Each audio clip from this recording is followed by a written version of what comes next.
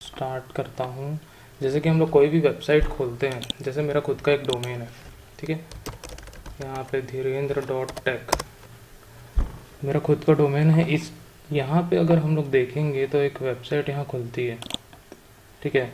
अभी यहाँ पे मैंने कुछ भी नहीं डाला है, ठीक है, तो यहाँ पे एक एरर दिखाएगा, फॉरबिडन एरर, ठीक है।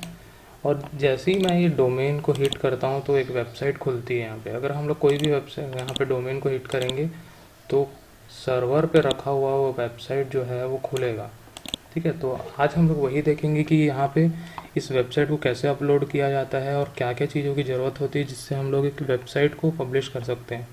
हम लोग खुद की वेबसाइट को भी पब्लिश कर सकते हैं, ठीक है। तो सबसे पहला हमारे पास स्टेप होता है,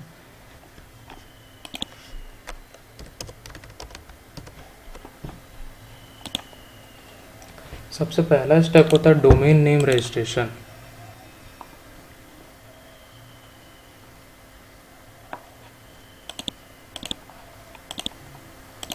ठीक है। डोमेन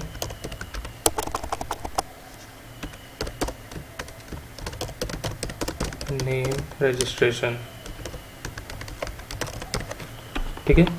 तो सबसे पहला स्टेप होता है हमारे पास डोमेन नेम रजिस्ट्रेशन। अब ये क्या होता है कि जैसे कि यहाँ पे मेरा एक डोमेन है, ठीक है, धीरेन्द्र.टेक, ठीक है, ये मेरे नाम का एक डोमेन है।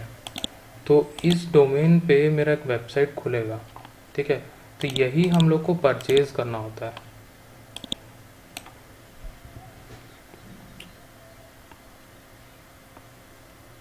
अरे कौन लड़ाई कर रहा है?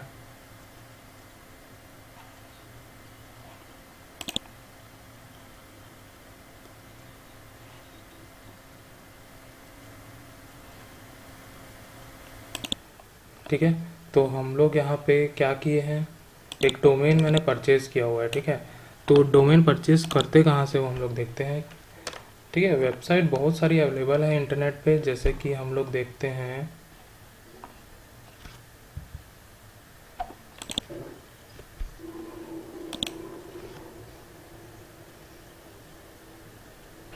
अभी दे रहा दिखाई,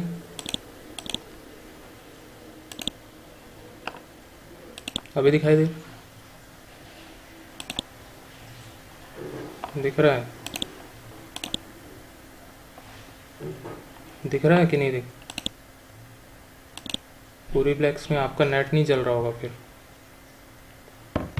दिख रहा है, ओके, ठीक है।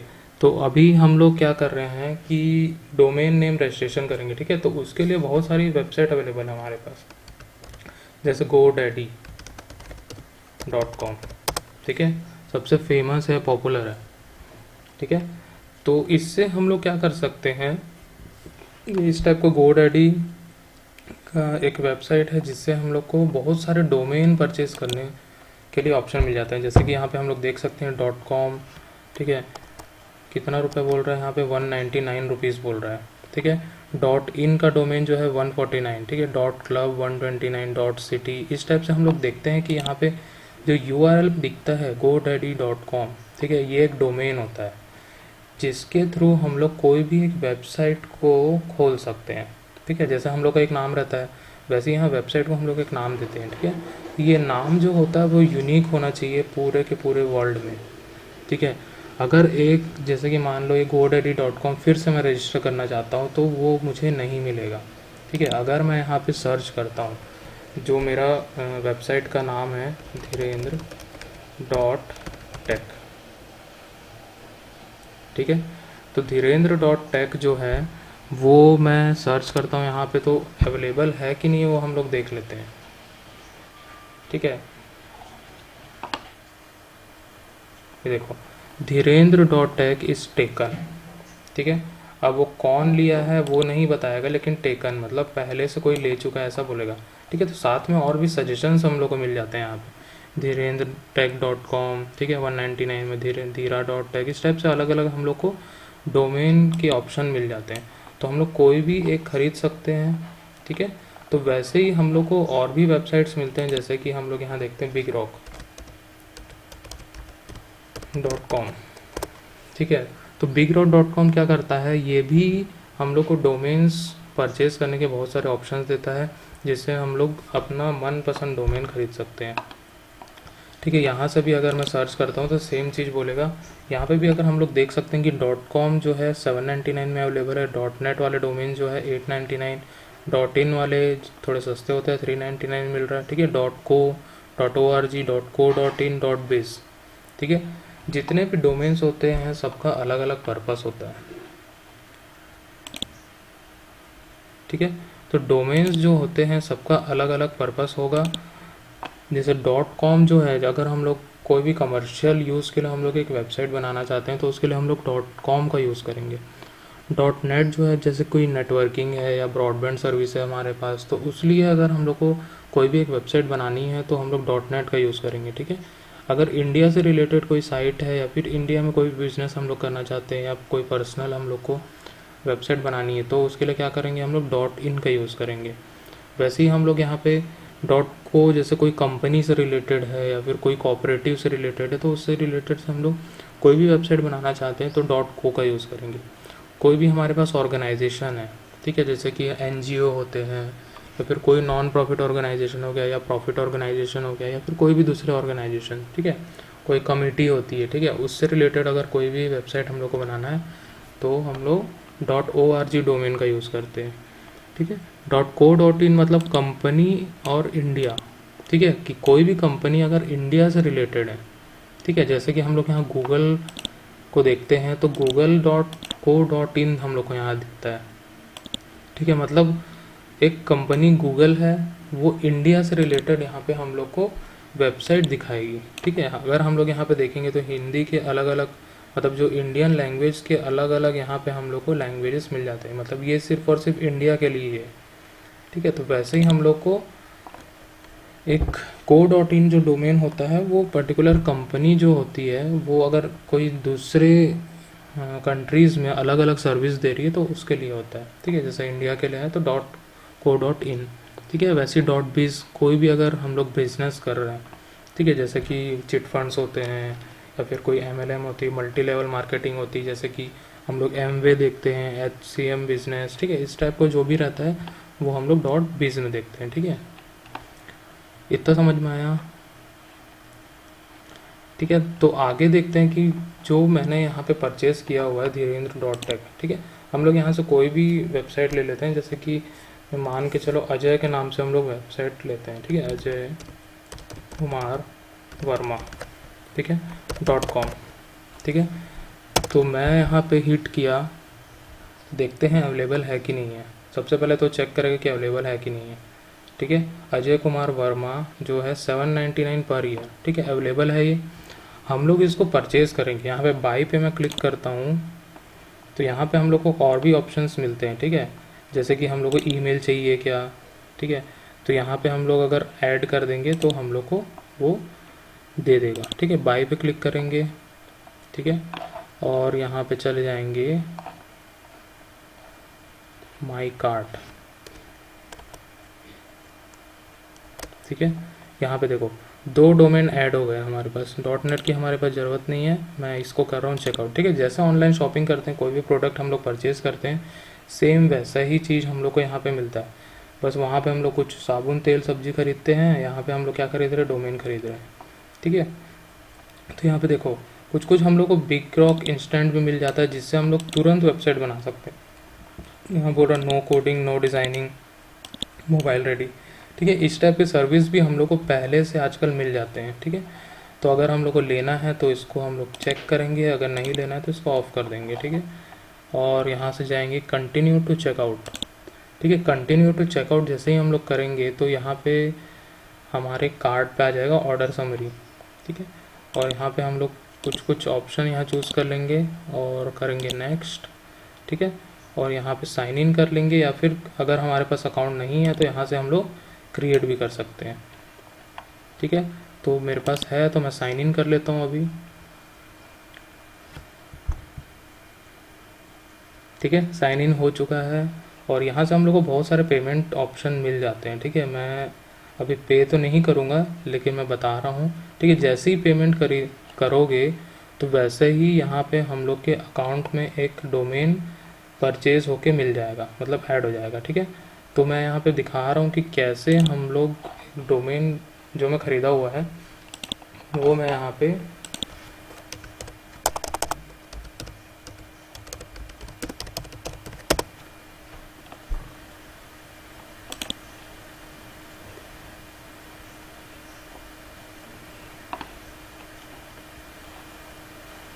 ठीक है, मैं यहाँ पे अभी साइन इन कर चुका हूँ। यहाँ पे अगर देखोगे तो मेरा अकाउंट साइन इन किया हुआ दिख रहा है। ठीक है, मैं यहाँ पे माई अकाउंट पे चले जाता हूँ और यहाँ पे मैं देखूँगा कि एक लिस्टिंग हमें नज़र आएगी जिसमें हम लोग जितने भी डोमेन परचेज़ किए हुए हैं वो हम लोग को दिख जाएगा।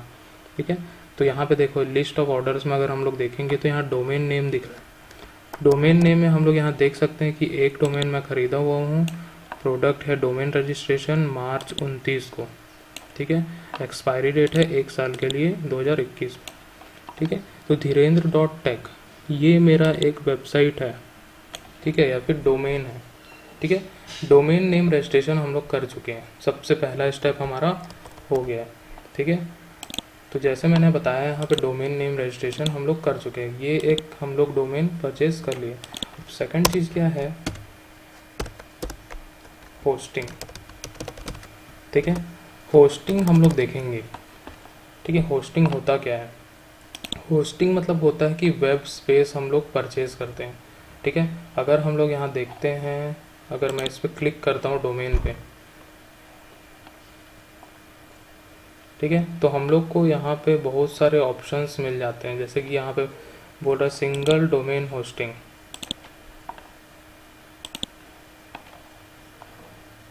ठीक है, सिंगल डोमेन होस्टिंग। अब होस्टिंग जो होता है वो हम लोग को वेबसाइट रखना कहाँ पे वो हम लोग को बताता है। ठीक है, जैसे कि हम लोग एक वेबसाइट को पब्लिश करते हैं। ठीक है, तो वो वेबसाइट जो होती है, वो कहीं ना कहीं तो जाके स्टोर होती होगी। वेबसाइट मतलब एक फाइल्स होती हैं, कुछ HTML फाइल्स के कलेक्शन होते हैं, उसको हम लोग को रखना पड़ता है। अब हम लोग सिंगल कंप्यूटर पे उसको अभी काम कर रहे हैं, उसको बनाए हैं।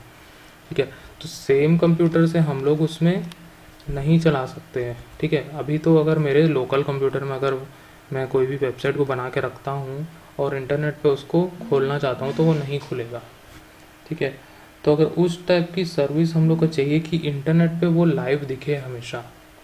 ठीक है, जैसे फेसबुक हो गया, ट्विटर हो गया, ये हमेशा कभी भी हम लोग खोलेंगे तो वो खुल जाता है।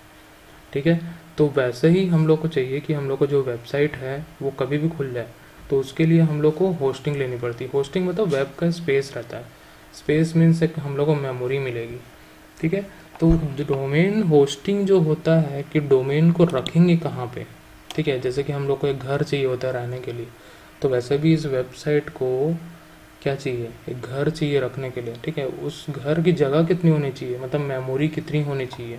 ठीक है, वो हम लोग डिसाइड करेंगे इस होस्टिंग से। ठीक है, तो दो टाइप की होस्टिंग होती है, पहला होता है लाइनक्स होस्टिंग, दूसरा होता है विंडोज़ होस्टिंग। ठीक है, लाइनक्स होस्टिंग और विंडोज़ होस्टिंग। ठीक है, बहुत ध्यान से समझना इसको कि क्या क्या चीज़ होती है। ठीक है, पहला होता है लाइनक्स होस्टिंग और दूसरा होता है विंडोज़ होस्टिंग। अब देखो, लाइनक्स होस्टिंग हम लोग कब यूज़ करेंगे और विंडोज़ होस्टिंग हम लोग कब यूज़ करेंगे। ठीक है, तो लाइनक्स होस्टिंग जो होता है, जैसे कि हम लोग को ओपन सोर्स प्रोग्राम कुछ भी बनाना है या फिर ओपन सोर्स लैंग्वेज का यूज़ करके हम लोग कोई भी एक वेबसाइट बनाए, जैसे कि HTML, PHP, पर्ल, ठीक है, रूबी, इस टाइप के हम लोग कोई भी वेबसाइट बनाते हैं जो माइक्रोसॉफ्ट का प्रोडक्ट नहीं है। ठीक है, सारे के सारे लाइनक्स पे आएंगे, लाइनक्स ऑपरेटिंग सिस्टम पे। ठीक है, तो लाइनक्स ऑपरेटिंग सिस्टम से बेस जो भी हम लोग अगर वेबसाइट बनाएंगे, ठीक है, तो उसके लिए हम लोग को लाइनक्स होस्टिंग की ज़रूरत पड़ेगी। अगर हम लोग को अगर कोई ASP.NET, ठीक है, या फिर हम लोग VB.NEट या फिर उससे रिलेटेड हम लोग कोई भी वेबसाइट बनाते हैं उस लैंग्वेज को यूज़ करके, तो हम लोग को विंडोज़ होस्टिंग की ज़रूरत पड़ती। सिंपल सी बात यह है कि अगर माइक्रोसॉफ्ट का प्रोडक्ट यूज़ करके हम लोग कोई भी वेबसाइट डिज़ाइन करते हैं तो उसके लिए विंडोज़ होस्टिंग लगेगा, और अगर उससे नहीं करते हैं, अगर कोई दूसरी लैंग्वेज हम लोग यूज़ करके बनाते हैं तो लाइनक्स होस्टिंग लगेगा। ठीक है, तो सबसे पहले मैं दिखाता हूँ लाइनक्स होस्टिंग। अभी HTML पेज को हम लोग होस्ट करने वाले हैं, तो हम लोग देखते हैं लाइनक्स होस्टिंग। तो मैं बाई नाउ पर क्लिक कर रहा हूँ, तो यहाँ कुछ हम लोग को प्लान्स नज़र आएंगे कि हम लोग को क्या क्या मिलेगा किसी अगर हम लोग होस्टिंग खरीदते हैं तो। ठीक है, तो यहाँ पे दिख रहा है get web hosting from India's number 1 hosting company. ठीक है, एडवर्टाइजमेंट कर रहा है ये थोड़ा अपना। ठीक है, host domain with free emails, इस टाइप के हम लोग को थोड़े अच्छे अच्छे प्लान्स मिल जाते हैं। अब देखो यहाँ पे लाइनक्स एडवांस प्लान, ठीक है, स्टार्ट फ्रॉम 249 पर मंथ। ठीक है, फिर उसमें यहाँ पे हम लोग को फैसिलिटीज़ बता रहे क्या क्या है, single domain, unlimited space, unlimited bandwidth, ठीक है, अनलिमिटेड ईमेल। ठीक है, इस टाइप की हम लोग को फैसिलिटी मिलती है। ये किससे मिलेगी, हम लोग को होस्टिंग से मिलेगी। ठीक है, जब भी हम लोग होस्टिंग परचेज करेंगे तो इस टाइप की हम लोग को फैसिलिटीज़ मिलती है। ठीक है, और यहाँ पे अगर विंडोज़ प्रीमियम प्लान में अगर हम लोग देखेंगे तो इसके अंदर भी सारी चीज़ें हम लोग को मिल जाती है। ठीक है, तो अब मैं जो इस जो डोमेन लिया हूँ उसको पहले से मैं होस्ट करके रखा हूँ। ठीक है, अगर मैं यहाँ पे दिखाऊँ तो जब भी मैं डोमेन को जो मेरा अकाउंट है उसको ओपन करूँगा तो हम लोग को यहाँ पे इतनी सारी चीज़ें मिलती है। ठीक है, अब देखो मैं इसका होस्टिंग खोल के दिखा रहा हूँ कि होस्टिंग कैसी होती है। ठीक है, तो यहाँ पे हम लोग देखते हैं, मेरा डोमेन खोलता हूँ स्लैश, फिर उसके बाद स्लैश लगाया, फिर यहाँ पे लिखता हूँ cPanel। ठीक है, ये एक कंट्रोल पैनल मुझे दिया गया है होस्टिंग की तरफ से, जिसको यूज़ करके मैं अपना वेबसाइट को होस्ट कर सकता हूँ। ठीक है, ये होता है कंट्रोल पैनल, जिसके अंदर हम लोग को यूज़र नेम पासवर्ड इस टाइप से दिया होता है। जैसे ही मैं होस्टिंग परचेज करता हूँ तो मुझे क्या मिल जाता है, कुछ कुछ डिटेल्स मिल जाते हैं। ठीक है, जैसे कि अपना मेल खोल के दिखाता हूँ तो समझ में आएगा तुम लोग को।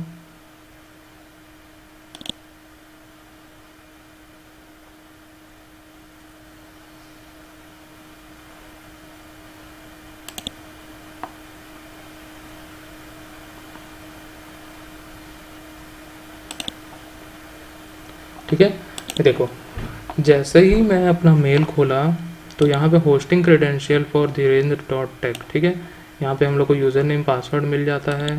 ठीक है, जैसे ही हम लोग ये डायरेक्ट मेल पे आते हैं, ये क्रेडेंशियल जो होता है वो कॉन्फिडेंशियल होता है, मतलब किसी से शेयर हम लोग नहीं कर सकते। ठीक है, ये सब मैं चेंज कर चुका हूँ तो तुम लोग को अभी बता भी दूंगा, तो कोई दिक्कत है नहीं।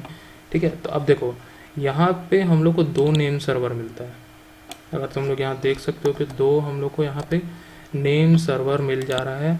यही 2 नेम सर्वर से ही हम लोग अपना डोमेन और होस्टिंग आपस में लिंक करेंगे। ठीक है, अब जैसे ही मैं यहाँ पे cPanel लॉगिन करता हूँ, लॉगिन कर दिया। ठीक है, अभी तो ये मेरा आपस में लिंक है। वो लिंक कैसे करते हैं वो मैं बता रहा हूँ, कैसे हम लोग लिंक करेंगे। ठीक है, अब मैं इस डोमेन पे चले जाता हूँ कि डोमेन जो रजिस्ट्रेशन हम लोग किए थे धीरेन्द्र.टेक, ठीक है, उसको मैं लॉगिन कर चुका हूँ। यहाँ पे हम लोग को कुछ कुछ ऑप्शंस नज़र आ रहे हैं। ठीक है, जैसे कॉन्टैक्ट डिटेल्स में अगर मैं क्लिक करता हूँ तो यहाँ पे हम लोग को पूरे सारे डिटेल्स मिल जा रहे हैं। ठीक है, जो रजिस्ट्रेशन करते समय हम लोग डाले थे। ठीक है, प्राइवेसी प्रोटेक्शन भी हम लोग देख सकते हैं कि अगर कोई प्राइवेसी प्रोटेक्शन हम लोग दिए हैं, ठीक है, 492 रुपीज़ में हम लोग को मिल जाता है, मतलब वो शेयर नहीं होता है कहीं पे भी। ठीक है, तो बाकी चीज़ों से हम लोग को कोई मतलब नहीं है। यहाँ पे हम लोग को मतलब है इस नेम सर्वर से। ठीक है, जो मैंने यहाँ पे दिखाया था मेल पे, जो नेम सर्वर 1 और नेम सर्वर 2, ठीक है, इस नेम सर्वर के थ्रू हम लोग क्या करते हैं, इस डोमेन को और ये होस्टिंग को दोनों को आपस में लिंक करेंगे। ठीक है, नेम सर्वर्स में मैं क्लिक करता हूँ और यहाँ पे हम लोग देख सकते हैं कि नेम सर्वर 1, ठीक है, और नेम सर्वर 2। ठीक है, मैं अभी दोनों को हटा देता हूँ। ठीक है, वापस मेल पे जाता हूँ, यहाँ से मैं इसको कॉपी करता हूँ,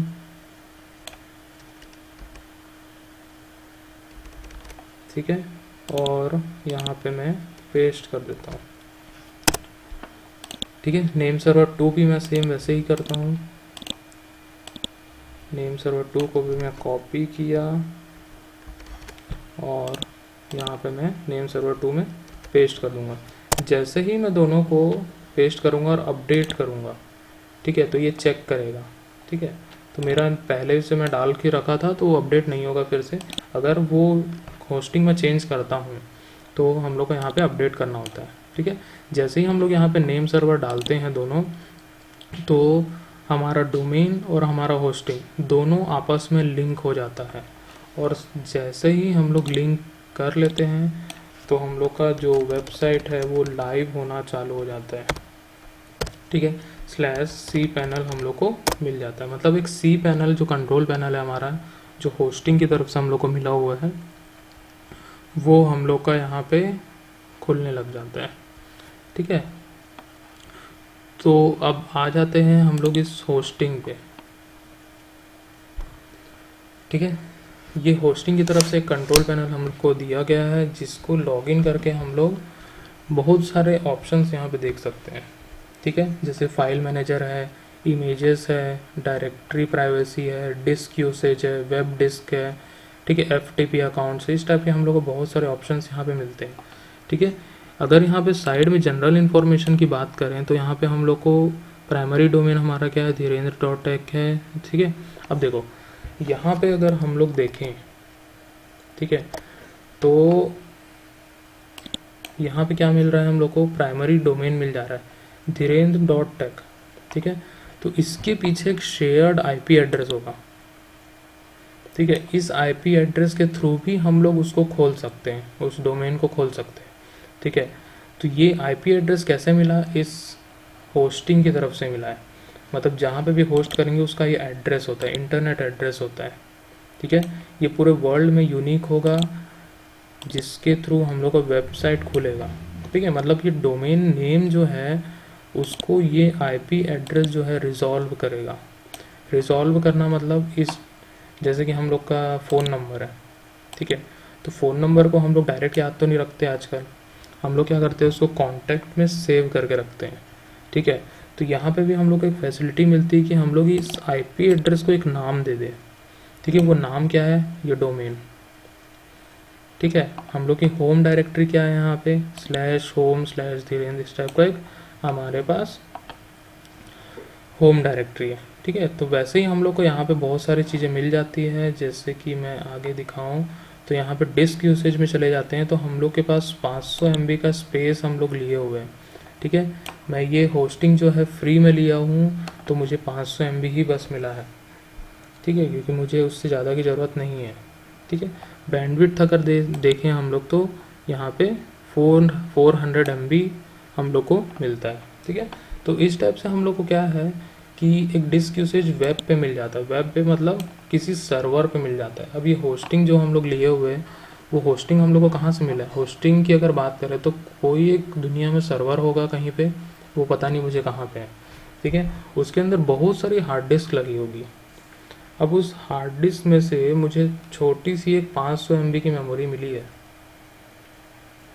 ठीक है। क्लियर, इतना समझ में आया। अब चले जाते हैं हम लोग फाइल मैनेजर में, ठीक है। अब मेन हम लोग का काम होता है कि हम लोग इसमें वेबसाइट कैसे अपलोड करें, ठीक है। तो उसके लिए सबसे पहले हम लोग की वेबसाइट है वो रेडी करनी होगी, ठीक है। थर्ड होता है वेबसाइट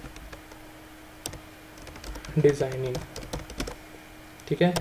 वेबसाइट डिज़ाइन हम लोग किस किस से करते हैं, HTML को यूज़ करके करेंगे, या तो हम लोग PHP का यूज़ करके करेंगे, या तो हम लोग ASP.NET का यूज़ करके करेंगे, ठीक है, या फिर हम लोग रूबी का यूज़ करेंगे, या तो हम लोग पर्ल का यूज़ करेंगे, ठीक है।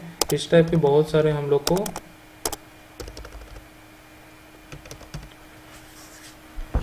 डिफरेंट प्रोग्रामिंग लैंग्वेज मिल जाते हैं, जिसके थ्रू हम लोग एक वेबसाइट बना सकते हैं, ठीक है। तो सबसे ज़्यादा पॉपुलर है HTML, ठीक है। तो HTML को ही यूज़ करके मैंने एक वेबसाइट बनाया है, वो मैं आप लोग को दिखा रहा हूँ, ठीक है। ये एक वेबसाइट मैंने बनाया है, ठीक है।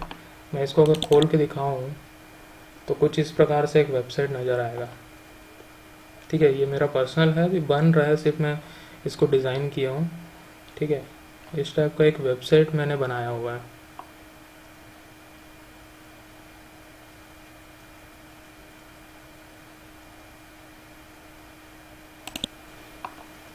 ठीक है।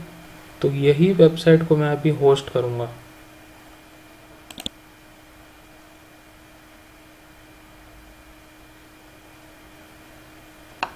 हेलो, आवाज़ आ रही है सबको?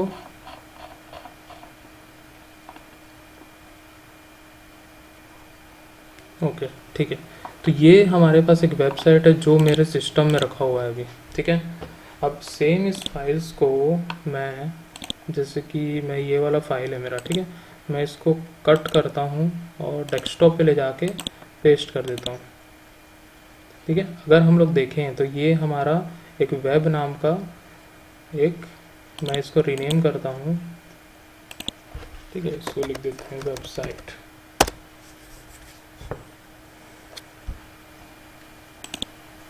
ये पहले से है क्या यहाँ पे? ये रहा। मैं इसको डिलीट कर देता हूँ, ठीक है, और इसको करते हैं रीनेम वेबसाइट, ठीक है। अब देखो, ये एक फोल्डर है, ये एक फोल्डर के अंदर मुझे इतनी सारी फाइल्स मिलती है, ठीक है। कोई भी एक वेबसाइट को सपोर्ट करने के लिए कुछ कुछ उससे रिलेटेड फाइल्स होती हैं, ठीक है।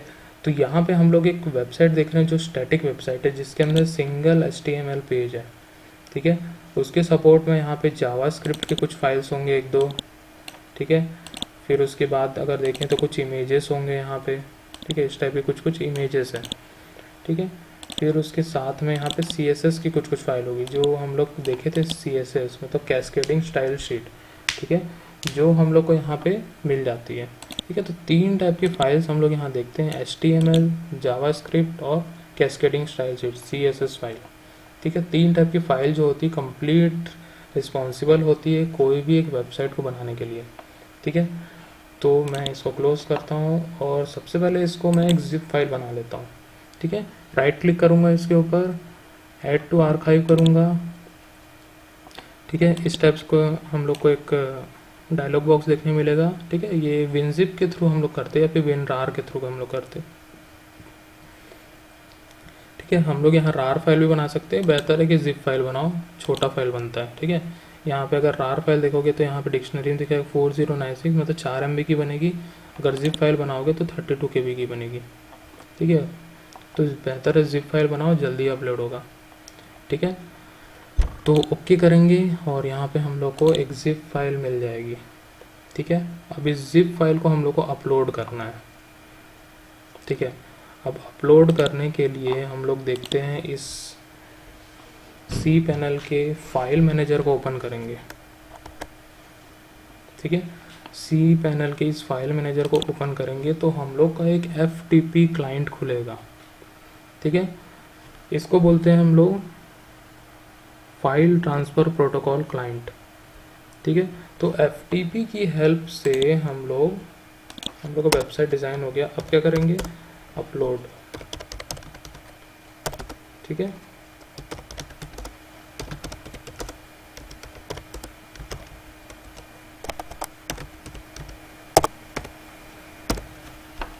ठीक है, FTP मतलब होता है file transfer protocol,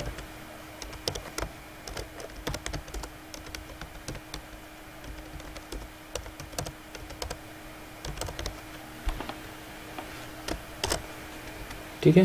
file transfer protocol से हम लोग क्या करेंगे कि हम लोग जो भी वेबसाइट हम लोग बनाए हैं उसको अपलोड करेंगे। अगर वेब में हम लोग को कुछ भी चीज़ अपलोड करना है और डाउनलोड करना है तो हम लोग को एक प्रोटोकॉल की आवश्यकता होती है जिसको हम लोग बोलते हैं फाइल ट्रांसफ़र प्रोटोकॉल। अब जो भी हम लोग यहाँ पे फाइल देख रहे हैं, अगर मैं इस डेस्कटॉप में जो रखा हुआ है वेबसाइट नाम के जिप फाइल की, तो ये क्या है, एक प्रकार का फाइल है। यहाँ पे जो भी चीज़ हम लोग देखते हैं सब के सब फाइल होते हैं, ठीक है। तो सर्वर पे अपलोड करने के लिए हम लोग को यहाँ पे फाइल्स को अपलोड करना है तो हम लोग को FTP की ज़रूरत पड़ेगी, ठीक है। तो ये है पूरा का पूरा FTP क्लाइंट, जो यहाँ पे हम लोग फाइल मैनेजर देख रहे हैं तो वो FTP क्लाइंट है, ठीक है, जो हम लोग को होस्टिंग के साथ इनबिल्ट मिल जाता है। ये हमारा होस्टिंग है, पहले से हम लोग को ऑप्शन मिल जाता है वहाँ पे कि हम लोग इसमें फ़ाइल अपलोड कर सकते हैं, ठीक है। जैसे ही हम लोग फाइल मैनेजर खोलेंगे तो हम लोग को यहाँ पे दिखता है कि कुछ कुछ पहले से फोल्डर्स हम लोग को बने हुए मिलते हैं, ठीक है। जैसे www पहले से रजिस्टर होता है इसमें, ठीक है। एक्सेस लॉग्स है, टेम्प्रेरी फोल्डर है, SSL है, पब्लिक HTML है, पब्लिक FTP है, मेल्स है, लॉग्स है, एक्सेट्रा है, ठीक है, etc। हम लोग को बाकी कुछ नहीं करना है, सिर्फ और सिर्फ पब्लिक HTML से काम है, क्योंकि हम लोग को वेबसाइट होस्ट करना है अभी। तो हम लोग यहाँ पब्लिक HTML नाम का यहाँ पे एक फोल्डर है, उसको ओपन कर लेंगे डबल क्लिक करके। ठीक है, तो इसके अंदर अभी देख सकते हैं कि हम लोग कोई भी फाइल को होस्ट नहीं किए हैं। ठीक है, अगर मैं यहाँ पे खोलूँ, ठीक है, तो ये अभी वेबसाइट नहीं खुल रही है। अगर मैं इस जो मेरा वेबसाइट है उसका डोमेन को अगर मैं हिट करूँगा URL पे, तो यहाँ पे एक फॉरबिडन एरर दिखा रहा है। ठीक है, you don't have permission to access this resource, additionally 403 forbidden error was encountered while trying to use an error document to handle the request. मतलब उसको कोई भी डॉक्यूमेंट नहीं मिला है जिससे वो रिक्वेस्ट को हैंडल कर ले।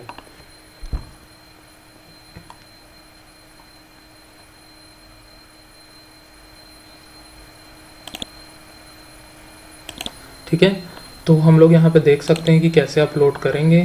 तो हम लोग आ जाते हैं इस पे वापस अपने कंट्रोल पैनल पे। ठीक है, तो हम लोग अभी अगर मैं 1 लेवल अप जाऊँ तो हम लोग यहाँ पे किस पे गए थे, पब्लिक HTML पे गए थे। पब्लिक HTML पे डबल क्लिक करेंगे, फिर यहाँ पे हम लोग को फोल्डर ओपन करके मिल जाएगा। फिर यहाँ पे ऑप्शन मिलता है अपलोड। जैसे ही अपलोड पे हम लोग क्लिक करते हैं तो यहाँ पे हम लोग को सिलेक्ट फाइल का ऑप्शन मिलता है। हम लोग उस वेबसाइट की फ़ाइल को क्या करेंगे, सिलेक्ट कर लेंगे। ठीक है, मैं डेस्कटॉप पे चले जाता हूँ और यहाँ पे हम लोग को website.zip, ठीक है, इस टाइप का हम लोग को एक डायलॉग बॉक्स दिखता है जिससे हम लोग सिलेक्ट करेंगे और ओपन कर देंगे। जैसे ही ओपन करेंगे यहाँ पे हम लोग का अपलोड होना स्टार्ट हो जाएगा। ठीक है, यहाँ पे हम लोग देख सकते हैं कि 100% अपलोड हो चुका है। अब इसको हम लोग क्लोज करेंगे और वापस cPanel पे जाके यहाँ पे रीलोड करेंगे। ठीक है, रीलोड करने का ऑप्शन मिलता है। तो यहाँ पे देख सकते हैं कि हम लोग website.zip जो है थी हमारी फाइल, वो अपलोड हो चुकी है। ठीक है, तो ये अभी zip फाइल है। ठीक है, तो zip फाइल को हम लोग को एक्सट्रैक्ट करना पड़ेगा। तो राइट क्लिक इस पर करेंगे और एक्सट्रैक्ट करेंगे। ठीक है, राइट क्लिक किया और एक्सट्रैक्ट मैंने किया। तो जैसे ही एक्सट्रैक्ट मैं करूँगा तो यहाँ पे मुझे पाथ पूछेगा कि हम लोग किस पाथ पे एक्सट्रैक्ट करना चाहते हैं। ठीक है, तो यहाँ पे हम लोग पब्लिक HTML ही अभी रहने देते हैं और यहाँ पे एक्सट्रैक्ट कर देते हैं। ठीक है, तो सेम यहाँ पे जो website.zip था उसका एक हम लोग को ओरिजिनल फोल्डर मिल चुका है, जिसके अंदर हम लोग के पास 3 टाइप की फाइल्स होगी, index.html, जावास्क्रिप्ट, इमेजेस और CSS। यही सारी चीज़ थी यहाँ पे। ठीक है, तो हम लोग इसको क्या करेंगे, अगर मैं अभी भी ओपन करके देखूं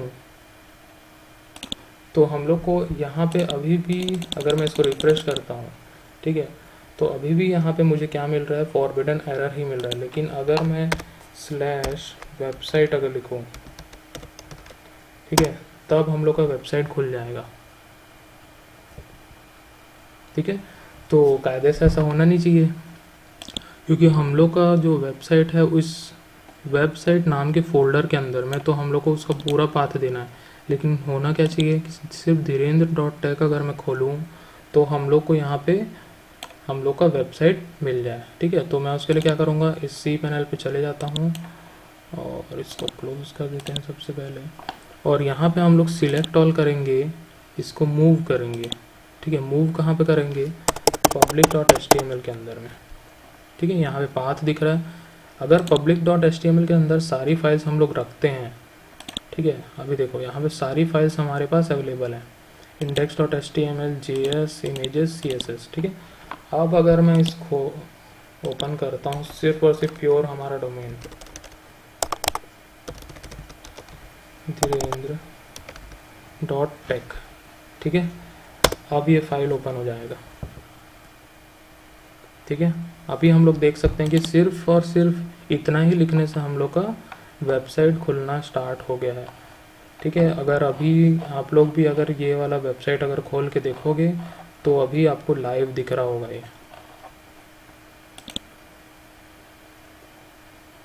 ठीक है, तो इस प्रकार से हम लोग कोई भी वेबसाइट को जो हम लोग बनाए हैं अपने होस्टिंग को यूज़ करके उसको होस्ट कर सकते हैं इंटरनेट पे। ठीक है,